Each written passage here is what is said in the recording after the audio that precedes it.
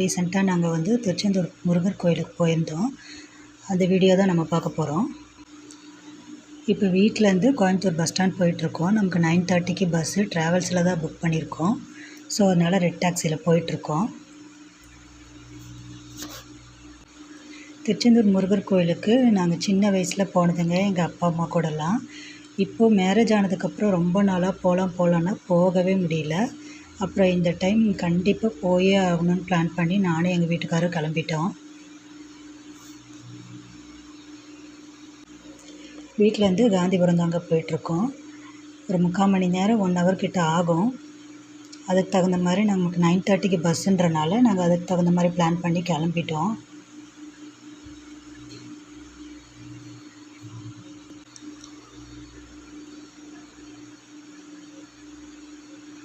வந்துட்டேங்க, Coimbatore bus stand வந்துட்டோம். அதாவது காந்திபுரம். 9:30க்கு நமக்கு பஸ்ஸு. நம்ம முன்னாடியே போய் கொஞ்சம் வெயிட் பண்ணிகிட்டு இருந்தோம்னா பஸ்ஸு வரத்துக்கு சரியாக இருக்கும்னு நாங்கள் முன்னவே போயிட்டோம்.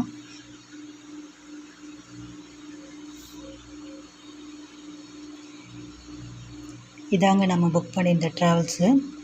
போயிட்டு நாங்கள் டைமுக்கு போயிட்டு பஸ்லலாம் ஏறி உட்காந்துட்டோம். ஷார்ப்பாக பஸ்ஸு வந்துருச்சு. 9:30க்கு முன்னாடியே வந்துருச்சு.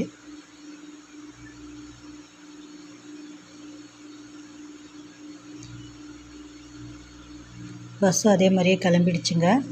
கரெக்டாக அந்த 9:30க்கெல்லாம் எடுத்துட்டாங்க.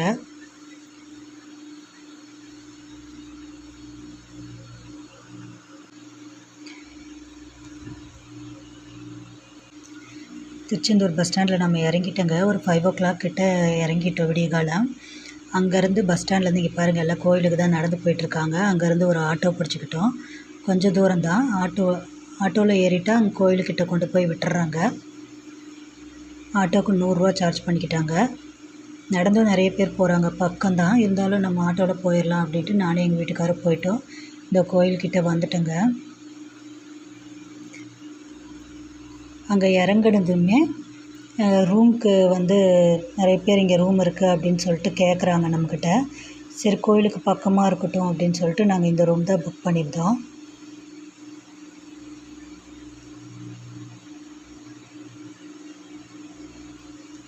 ரெண்டு பேருக்கு இது நல்லா தாராளமாகவே இருக்குங்க ரூமு. நாங்கள் போய் ரீச் ஆகிட்டோம். அங்கே போயிட்டு ரெஃப்ரெஷ் ஆகிட்டு அதுக்கப்புறம் கடற்கரைக்கு போகலான்ட்டு போயிட்டோம்.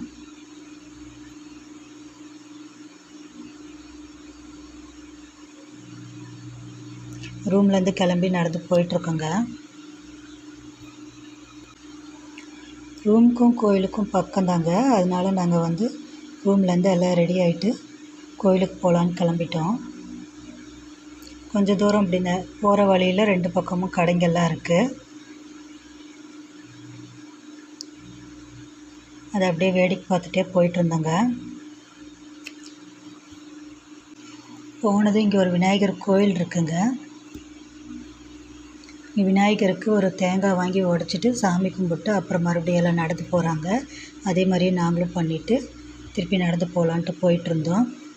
எங்கள் வீட்டுக்காருக்கு முடி காணிக்க கொடுக்கலான்ட்டு போயிருந்தேங்க. அங்கே ஒரு 100 rupeesக்கு டோக்கன் எடுத்துகிட்டு முடி எடுக்கிறதுக்காக போனால் பயங்கர கூட்டமாக இருந்துச்சு. அப்புறம் வெயிட் பண்ணி நாங்கள் முடியெல்லாம் காணிக்க கொடுத்துட்டு கடற்கரைக்கு குளிக்கிறதுக்காக போகலான்ட்டு போனோங்க. எவ்வளோ கூட்டம் இருக்குதுன்னு பாருங்கள். இது இந்த டோக்கன் வாங்க போகிற இடங்க இந்த மாதிரி தான் இருக்குது. அதில் அப்படியே நடந்து போனோம்னா அந்த லாஸ்ட்டில் 100 rupeesக்கு டோக்கன் தராங்க, வாங்கிக்கலாம்.